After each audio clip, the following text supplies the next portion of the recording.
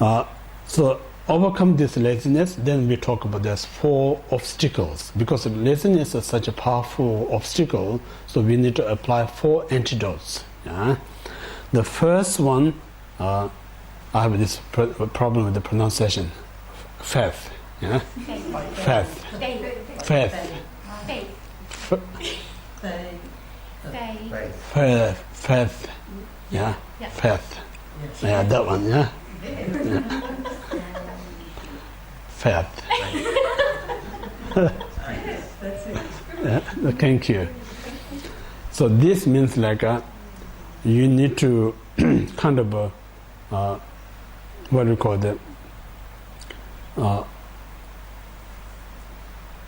if one meditate, what's the great quality there?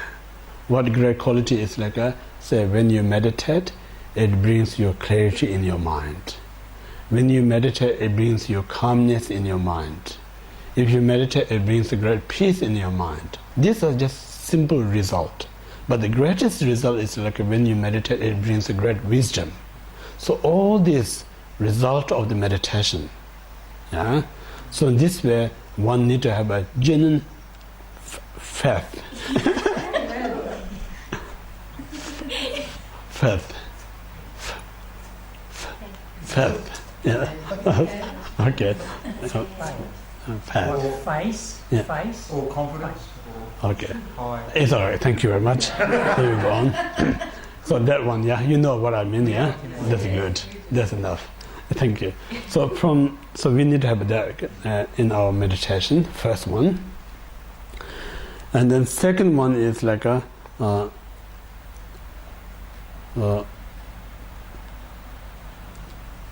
because we have this clarity about the meditation, then we develop interest, or really I want that one. You know, that kind of desire comes, inspiration comes to meditate. You know, many of we so interested in meditation because we all so much stressed out. So we want to be peace, we want to be calm. So that kind of a desire brought us in this retreat. Desire of that we interested in the meditation. That's the second one we call the inspiration. When you have these two together, faith and the inspiration together, then it brings you joy. Yeah, joy. How so? If you look in that way, you know how joy develops. Joyful effort comes from, because when you have a really interest, you have a faith, then it brings you joy. Yeah, that's the third one. When you have a joy, then nothing is difficulties. Yeah, everything makes it very easy. So that's the third, like a joyful effort. And then the fourth is like a constantly, consistently, like when you meditate, eventually what it develops like a very stable mind. When you have a very stable mind, then you can stay on the object as long as you want. Nothing can disturb you. No one can make you feel uncomfortable. So comfortable, stay on the object. So that's what we call the greatest result of the meditation. So when you have that kind of a very stability state, very stable constituent object, somehow it helps your physical condition very relaxed. In the beginning, we have this pain or discomfort that we discussed this morning. So when you have such a stable concentration object, and that allows you to relax your body. When you relax your body, you breathe as normal way, so it gives you such a great kind of relax in your body. Soon you get relaxed body, now there's no discomfort. Eventually discomfort is going to disappear. Yeah? Once it disappears, now you can sit in this posture hours, weeks, months, without there's so many also people achieve that months just without we talk about I always share with these people. We say I'm tired, also mental perception. I'm hunger, also mental perception. I'm thirsty is a mental perception. Because when you train this single point, once your mind is completely placed on the object, you don't have this concept of tired, you don't have this concept of hunger, you don't have a concept of thirsty. That's the reason some people can stay in that meditate for months. It's beyond our imagination. Like I mentioned a few places, these people really exist right now. Still, I heard just recently some nun in Tibet, this single pointed for months without eating, without moving the body. For our ordinary mind, we think it's almost unbelievable things. But the mind is so critical if you train so many possible beyond our imagination. Yeah? So this we call the fourth kind of a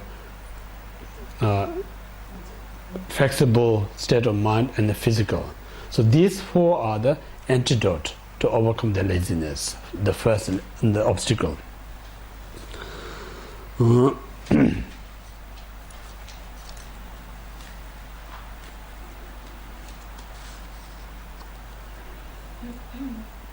So that's the first obstacle.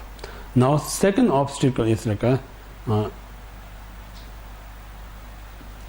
forget the object. That's the second. Forget object means when you meditate, somehow reflecting that object, mind wanders somewhere else.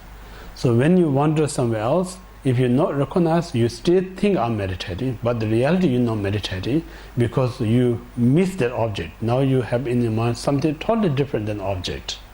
Yeah, so that's the second obstacle. So overcome that, one need to be mindfulness.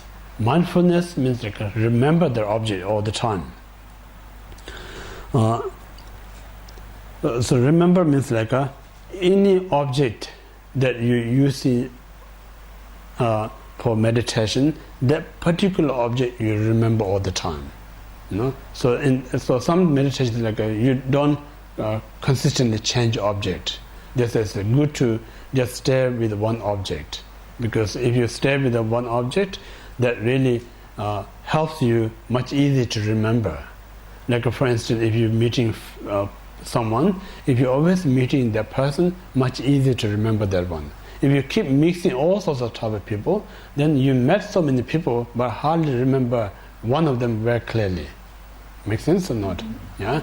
So this reason, for long term to progress our meditation, they recommended use one particular object. Don't change often. Yeah. This is one of the method. For this reason, in historical, there are so many stories. Some statue in the monastery, they say, "Oh, this statue used by certain great masters object of meditation." So really, they're talking this statue is used one master for whole life. So this reason, because the reason they are such an expert about the mind. If every object works, then they keep changing because they're very expert. They know one object works much better than many objects. So that's the reason they recommend it. So it's like when I explain, it's my duty to explain how things work. Then you as a meditator, it's your choice. You want to be use one object or many objects. Yeah. So that's so objects remember anyway. They remember the one. Then third one is obstacle is thinking and agitating mind. Third obstacle. Thinking means a dullness or wandering mind. This two is it's separate, like a thinking or wandering as separate, but we count as one. Third obstacles. So when we say thinking means a few reasons, either you're so tired, because so tired you don't have much energy to concentrate, that makes your mind very dull, then you can't see objects so clearly. That's one reason. Another reason is you may not so enthusiasm. Yeah, when you're not so enthusiasm, and then your mind becomes dull, and you can't see object that clearly.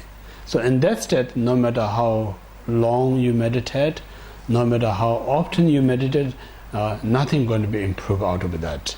So this reason, lots of people, you may have experienced yourself, you may have heard others say, I meditate for 10 years, but still my mind's not so clear.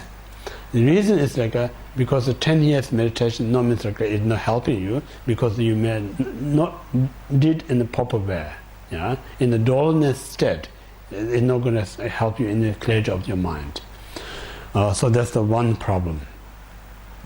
And then second is we call the agitated mind or wandering mind. So wandering, there's two types of wandering. One is just naturally goes everywhere. That's one type of wandering. So here is a bit more stronger than that's just a wandering mind. It means a specific object out of kind of desire mind. Say, I did something enjoyable this morning or yesterday. So you bring that in your mind, then your mind distracted that object. Then stay there for a long period of time. Or you're planning something excitement after this retreat, and then your mind goes there, and then you get distracted. So this particular is a much stronger desire because you have such a strong desire in the past, what you enjoyed, what your excitement about future takes away. Yeah. So this we call the wandering or sinking mind. So this overcome these two obstacles is a vigilant, vigilant mind. So vigilant also. So all this obstacle really is talking about is what we're saying is a secondary mind. Really, most of this talking about secondary mind. So thinking or wandering mind also secondary mind, not principal mind. Yeah, secondary mind. So vigilant also secondary mind. So vigilant means constantly checking your mind. When you're checking your mind, then it helps you to aware either my mind is thinking or be dull, or my mind's wandering. So when you notice, then you have to bring your mind back to the focus. Without the vigilance, you're not going to loss of it. That's the reason to say a meditator who meditating for such a long period of time, they're not see any improvement. The reason is the lack of vigilant mind. So vigilance is really helps to remove this incorrect kind of a mind. Yeah, make sense? Yeah, that's a vigilant. It's the antidote for the third obstacles.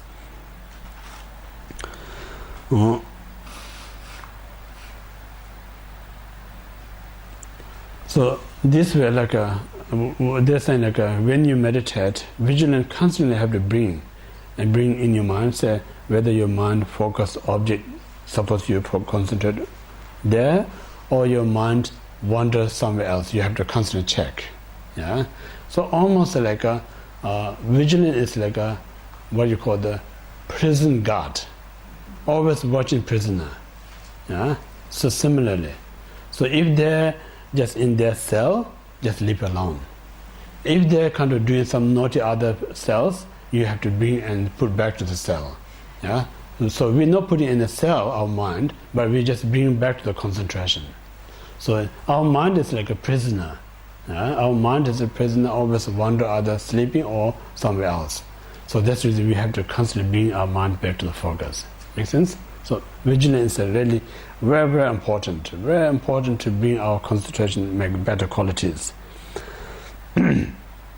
So that's the third obstacle.